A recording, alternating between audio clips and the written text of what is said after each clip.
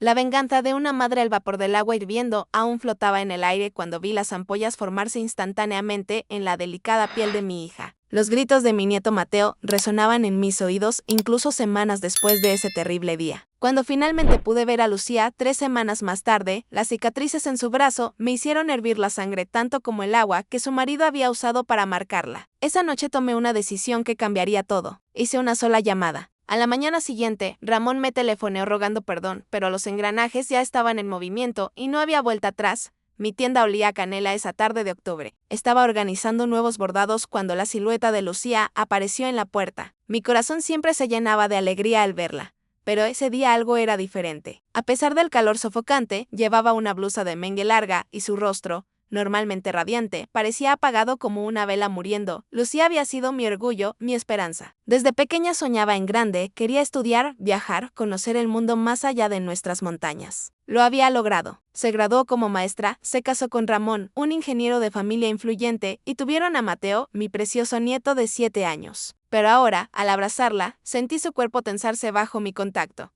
Mientras servía agua de Jamaica, un movimiento descuidado hizo que su mengue se subiera unos centímetros. Lo que vi me congeló el corazón. En su muñeca había una marca roja y ampollada, con bordes irregulares que parecían un mapa del infierno. Su explicación sonó ensayada, demasiado perfecta. Dijo que se había derramado agua hirviendo mientras hacía café. Casi le creí. Casi. No insistí en ese momento. Algo me detuvo, tal vez el miedo a confirmar mi peor pesadilla. En cambio, pregunté por Mateo, por las clases, buscando pistas entre líneas. Fue entonces cuando mi nieto entró corriendo, su pequeño cuerpo lleno de vida, contrastando dolorosamente con la energía apagada de su madre. Aproveché un momento a solas con Mateo para preguntarle casualmente sobre su padre. La sonrisa del niño desapareció inmediatamente. Sus palabras salieron vacilantes pero claras. Papá gritaba mucho. Se ponía rojo como un chili cuando estaba enojado. Ayer tiró la tetera caliente al piso y mamá lloró. Mi corazón se hundió en mi pecho mientras tragaba saliva, tratando de controlar el temblor en mis manos. Esa noche no pude dormir. La imagen de la quemadura bailaba detrás de mis párpados cerrados. No era una quemadura accidental. Yo conocía bien esas marcas. Era intencional, deliberada, con un patrón definido. Alguien había derramado algo hirviendo en su piel a propósito. La mañana trajo decisión en lugar de miedo. Tomé el teléfono y marqué el número de Ramón. Su voz sonó educada al contestar, casi amable. Le dije directamente que había visto las quemaduras en el brazo de Lucía. Hubo un silencio al otro lado de la línea que duró solo segundos, pero dijo más que 1000 palabras. Luego su voz cambió. Completamente, volviéndose fría como el hielo. Me preguntó qué íbamos a hacer al respecto. Una anciana vendedora de canastas contra un Vázquez. Pronunció su apellido como un escudo, una armadura que lo protegía de cualquier consecuencia. Colgué sin responder, mis manos temblaban tanto que apenas pude colocar el teléfono en su lugar. La verdad estaba allí, cruda y terrible. Ramón estaba quemando a mi hija, marcándola con fuego como si fuera ganado. Y él creía estar por encima de la ley gracias a su apellido. Pude haberme ahogado en la desesperación, pero en su lugar, sentí algo diferente naciendo dentro de mí. Algo antiguo y feroz, como una serpiente despertando de un largo sueño. Ramón había cometido un error terrible. Había subestimado el poder de una madre. Tomé el teléfono de nuevo, pero esta vez marqué un número diferente. Un número que no usaba desde hacía años, guardado en una vieja Allende con la tapa descolorida. Miguel Saldaña había sido amigo de mi difunto marido.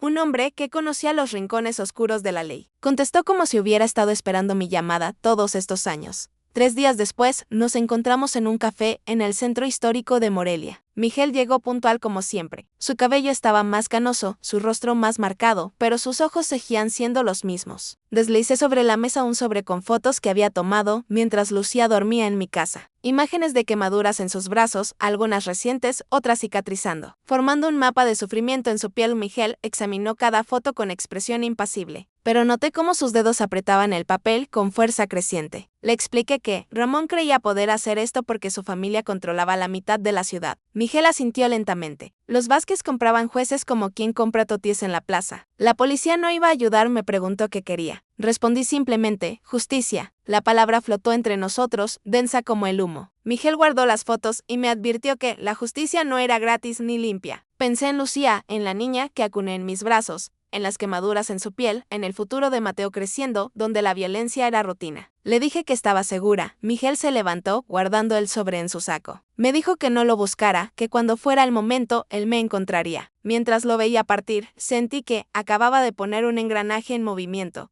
una máquina cuya naturaleza solo entendía parcialmente. La semana siguiente mantuve mi rutina con esfuerzo deliberado. Abría la tienda cada mañana, tejía canastas, vendía a turistas, sonreía cuando era necesario. Pero por dentro era puro fuego contenido. Lucía me visitó de nuevo con nuevas marcas escondidas bajo las mangas. Su mirada estaba cada vez más distante, retirándose a algún lugar donde Ramón no pudiera alcanzarla.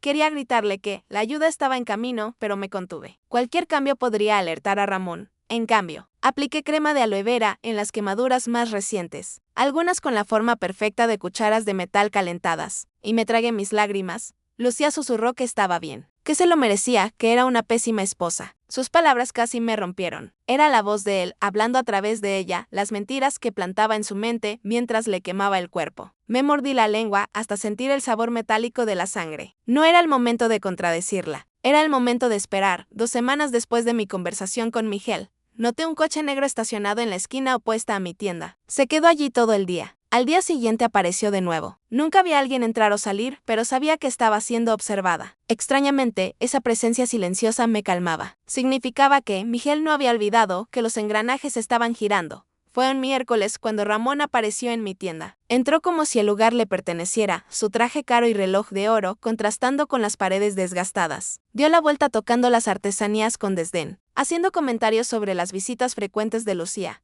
Me preocupaba que estas visitas la distrajesen de sus obligaciones en casa. Dijo, finalmente levanté los ojos para mirarlo y le dije que Lucía necesitaba un marido que no la quemara con agua hirviendo. Su sonrisa se congeló. Por un instante vi la máscara deslizarse, revelando la oscuridad debajo. Luego el encanto calculado regresó. Dijo que yo siempre tenía imaginación fértil, que Lucía era torpe y siempre tenía accidentes en la cocina. Se acercó inclinándose sobre el mostrador. Dijo que sería una pena que esos accidentes empeoraran. El miedo me atravesó como un cuchillo, pero no lo demostré. En cambio, miré más allá de él hacia la ventana. El coche negro seguía allí, silencioso como una promesa. Le respondí que sería una pena de verdad para todos los involucrados. Ramón me estudió tratando de descifrar mis palabras. Luego salió dejando solo su perfume caro y una amenaza no verbalizada. Esa noche Miguel finalmente me llamó. Dijo solo 2 palabras antes de colgar, ha comenzado. A la mañana siguiente, la noticia llegó como un trueno. Ramón Vázquez estaba bajo investigación federal. Malversación, fraude en licitaciones, lavado de dinero. Las acusaciones se acumulaban. Encendí la televisión justo a tiempo para ver a Ramón saliendo de la oficina federal, tratando de esconder el rostro. Su abogado hacía declaraciones sobre acusaciones infundadas, pero la mirada aterrorizada de Ramón contaba otra historia. Dentro de mí, un sentimiento extraño floreció. No era exactamente satisfacción, era la sensación de ver la balanza empezar a equilibrarse. Lucía apareció horas después con Mateo. Su rostro estaba pálido, los ojos rojos. Dijo que Ramón afirmaba que era una conspiración, que alguien quería destruirlo. Estaba furioso, nunca lo había visto así. Él no había regresado a casa, estaba con los abogados. Le ofrecí que se quedara conmigo, pero se negó aterrorizada. Dijo que él se pondría más furioso si se enteraba que necesitaba estar en casa para mantener las apariencias. Antes de que pudiera insistir, una reportera entró con un camarógrafo. Quería hablar sobre Ramón Vázquez y los rumores de violencia doméstica. Lucía palideció aún más, agarrando mi brazo. Le dije firmemente a la reportera que saliera de mi tienda sin comentarios. Cuando se fueron, Lucía se desplomó temblando. Preguntó cómo lo sabían, quién había contado, sobre lo que pasaba en casa. Fingí ignorancia, mientras mi corazón latía contra mis costillas. Lucía murmuró que Ramón la culparía, que diría que había hablado de más, que lo había traicionado. Esa noche, después de que se fueron, Miguel entró silenciosamente por la puerta trasera. Los federales habían encontrado documentos comprometedores en la oficina de Ramón. Contratos sobrevaluados, cuentas en paraísos fiscales, pagos a funcionarios. La familia trataba de encubrirlo, pero había demasiada gente involucrada. Le pregunté sobre Lucía. Miguel explicó que tenían testimonios. La empleada, el jardinero, el chofer. Todos habían visto las marcas, escuchado los gritos, pero sin Lucía no tenían caso. Ella necesitaba testificar, mostrar las quemaduras, contar la historia. Le dije que tenía miedo, que Ramón le había amenazado con quitarle a Mateo. Miguel suspiró. Ramón sobornaba jueces desde hacía años. En un proceso de custodia normal, él ganaría. Pero ahora, una sonrisa lenta se formó en sus labios. Ahora estaba acorralado. La familia ya no podía protegerlo. Todos trataban de salvar su propio pellejo. Los días siguientes trajeron una avalancha de noticias. La investigación se expandía como un incendio, engullendo a otros miembros de la familia Vázquez. a funcionarios públicos, incluso a un juez federal. Documentos se filtraban, fotos aparecían, grabaciones circulaban. Era como ver un imperio desmoronarse ladrillo a ladrillo. Miguel aparecía ocasionalmente con nueva información. La matriarca trataba de distanciarse. Ramón estaba cada vez más aislado. Le pregunté por Mateo. Todavía estaba con su abuela paterna, pero había movimiento. Ella se daba cuenta de que el barco se hundía. Una semana después, Lucía apareció diferente. Había algo nuevo en sus ojos, una chispa que no veía desde hacía mucho. Levantó lentamente la mengue de su blusa, revelando las quemaduras ya no escondidas por maquillaje, sino visibles en toda su horrible realidad. Explicó que doña Pilar había traído a Mateo a verla. Estaba diferente. Dijo que la familia estaba preocupada por el comportamiento impulsivo de Ramón. Lucía soltó una risa amarga. Después de todos estos años, ahora estaban preocupados. Me dijo que la familia se estaba alejando de él. El barco se hundía y las ratas saltaban. Sus ojos se encontraron con los míos, determinados. Estaba lista para hablar. Esa tarde, Miguel trajo a una fiscal federal a mi tienda. Diana Ortiz era una mujer de unos 40 años con ojos incisivos. Escuchó el testimonio de Lucía en silencio, tomando notas, su rostro profesional pero sus ojos suavizándose ante las cicatrices más severas. Lucía contó todo. Comenzó sutilmente con insultos, luego empujones. La primera quemadura fue hace 2 años, cuando derramó café sin querer. Ramón calentó una cuchara en la estufa y la presionó contra su muñeca. La más reciente fue hace 3 días. Agua hirviendo porque no había preparado el té a la temperatura correcta. Diana aseguró que, con la evidencia que tenían, conseguirían una orden de arresto por violencia doméstica. Con eso y las acusaciones financieras, Ramón no saldría pronto. Respecto a Mateo, conseguirían una orden de custodia temporal para Lucía. Miguel interrumpió con una leve sonrisa. Los Vázquez eran ratas abandonando el barco. Nadie arriesgaría su propio cuello para ayudar a Ramón ahora de esa noche. Sentadas en mi porche con Mateo durmiendo adentro, Lucía me preguntó cómo lo había hecho, cómo había derribado a un hombre como Ramón. Miré al cielo estrellado sopesando mis palabras. Le dije que no había hecho nada más que lo que cualquier madre haría: proteger lo que es mío. Lucía me estudió por un largo momento, luego asintió lentamente. No sé si me creyó, si sospechaba la magnitud de mi implicación. Tal vez era mejor así. Algunas verdades son como cuchillos que hieren cuando se exponen.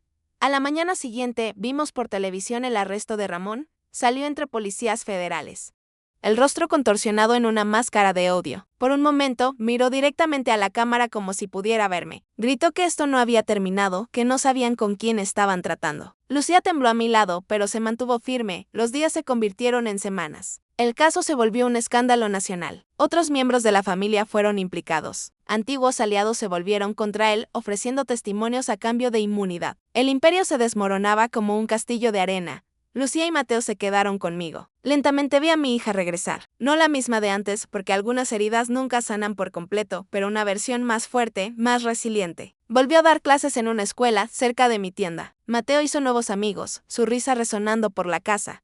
Una tarde, Diana Ortiz apareció en mi tienda vestida casualmente. El juicio de Ramón comenzaba en 2 semanas. Con la evidencia que tenían, enfrentaría una pena severa. Luego comentó lo curioso que era como todo se había desencadenado, todas las pruebas surgiendo simultáneamente, casi como si alguien estuviera orquestando todo. Mantuve mi expresión neutral. Diana sonrió ligeramente y habló sobre 2 tipos de justicia, la de los tribunales y la de la calle. Me preguntó cuál prefería. Respondió que dependía del día. Luego añadió que algunas personas no merecían el poder que tenían y Ramón Vázquez era una de ellas. El juicio duró menos de lo esperado. La evidencia era abrumadora. Lucía habló por casi 2 horas, su voz ganando fuerza mientras describía los años de abuso. Mostró cada cicatriz, explicó cada quemadura. Cuando terminó, hubo un silencio sepulcral en la sala. Yo testifiqué después contando lo que había visto. No mencioné a Miguel ni las medidas que tomamos. Algunas verdades permanecen enterradas. La empleada también testificó y el chofer. Luego, sorprendentemente, la propia madre de Ramón apareció. Doña Pilar entró con dignidad silenciosa, evitando mirar a su hijo. Cuando el fiscal le preguntó si estaba al tanto de los abusos, respondió simplemente que sí. El murmullo recorrió la sala. Explicó que su marido también había sido un hombre difícil, que en su familia las mujeres aprendían a no cuestionar. Luego, volteándose hacia Lucía, añadió que lo sentía mucho, que le había fallado.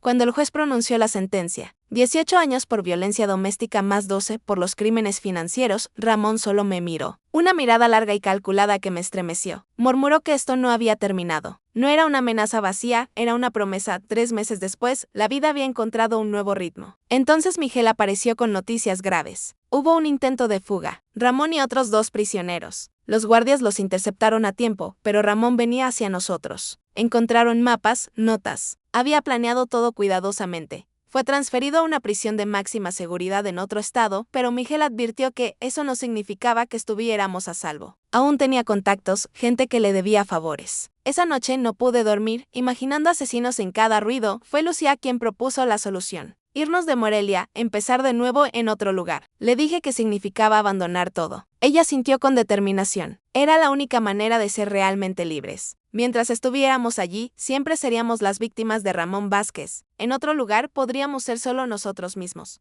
Consideré sus palabras, sintiendo el peso de la decisión. Morelia era mi hogar desde hacía décadas. Pero luego miré a Mateo y a las cicatrices de Lucía, que era un lugar comparado con su seguridad. Lucía sugirió Mérida. Clima cálido, cerca de la playa, buenas escuelas y lejos, muy lejos de allí, Miguel nos ayudó con los preparativos. Nuevos documentos, una casa modesta en Mérida, transferencias discretas. Diana también ofreció ayuda, asegurándose de que nuestro paradero permaneciera confidencial. Vendí la tienda, empaqué solo lo esencial, y la víspera de nuestra partida, visité la tumba de mi marido, dejamos Morelia antes del amanecer. Miguel nos acompañó al aeropuerto. Le dije que había salvado nuestras vidas. Él solo asintió, apretando mi mano. Me dijo que yo había hecho lo imposible, que había derribado un imperio con nada más que determinación. Le corregí suavemente. No fue determinación, fue amor.